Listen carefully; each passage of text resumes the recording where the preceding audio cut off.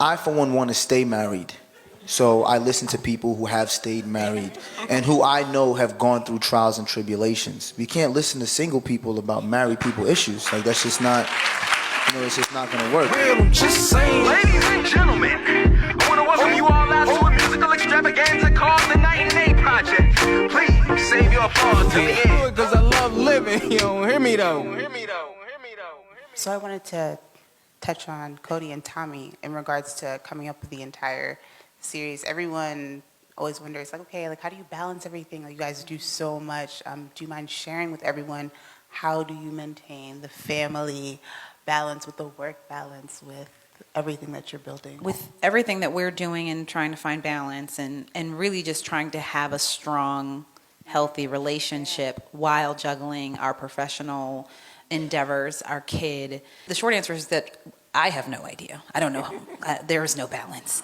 But a big part of trying to get there is finding examples like them. Finding examples like we try to share in the show. You know, we find somebody that we're like, oh, they're interesting, they're cool. And we interview them. And we try to learn from them. And then we try to share it with other people.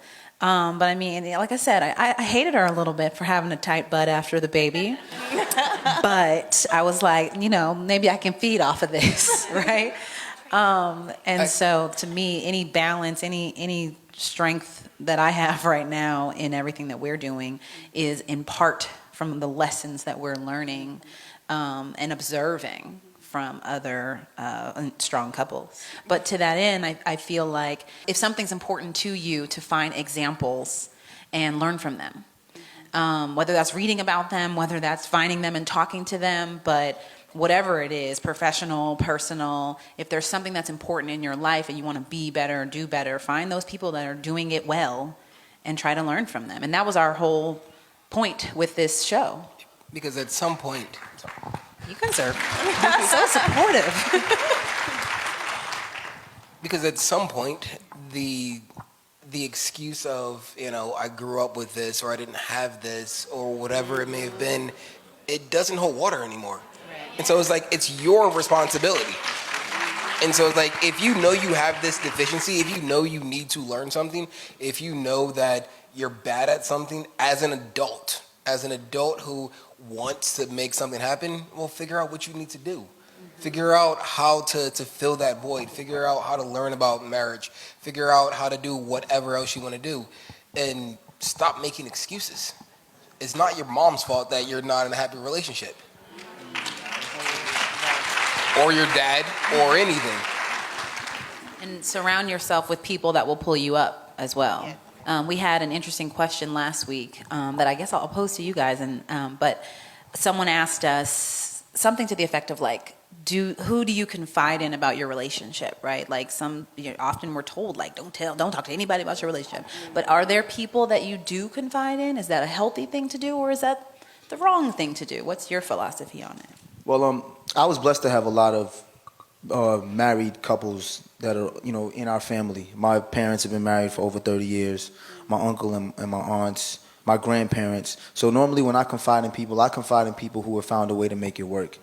Typically people tend to confide in people who just want to agree with their point of view. So then you end up getting you end up getting the yes people, or nah, you shouldn't do that, or you shouldn't put up with that. And it's like, you can't listen to single people about married people issues. Like, that's just not, it's just not going to work. So I, for one, want to stay married. So I listen to people who have stayed married and who I know have gone through trials and tribulations, because everybody goes through trials and tribulations. People always want to make it seem as if like, oh, if your marriage is not perfect, or if it doesn't look the way it's supposed to look on TV, then you're just in a bad marriage. And that's just not the case. And I mean, and just to address the elephant in the room, which is always cheating. People always want to talk about cheating and stuff like that. Every married relationship that I know, or that I know have gone over 30, 40, 50 years, someone has cheated. Whether it's a man or a woman, there's no only men cheat or only women cheat. It just depends on how you deal with what happens or what's the reason for it. And the reason why I bring that up is because I was guilty of stepping out. And it was before I was married, and I was going through my worst, and it was a lot of times where I felt like, damn, do I even want to be married? Like, do I want to be married? And then I'm thinking to myself, is my marriage just going to be based on just sex? Like, if marriage to me is, I can't have sex with nobody else, so I'm going to be married to this person, then I don't need to be married. And then when I was going through my worst, it was what we just talked about, I realized how much more I valued being with someone else. And it makes you realize how little sex is in a marriage. Like, people always want to put sex on the forefront of a marriage, but I'm telling you right now, people, until you've gone through the worst of the worst and you have somebody with you, you really start to realize how unimportant sex is. And I will be the first person to tell you, man, everything that I've gone through in my life, if I didn't have a soulmate right here next to me, I wouldn't have made it. And there's nothing that could have happened in our relationship that was ever going to change that.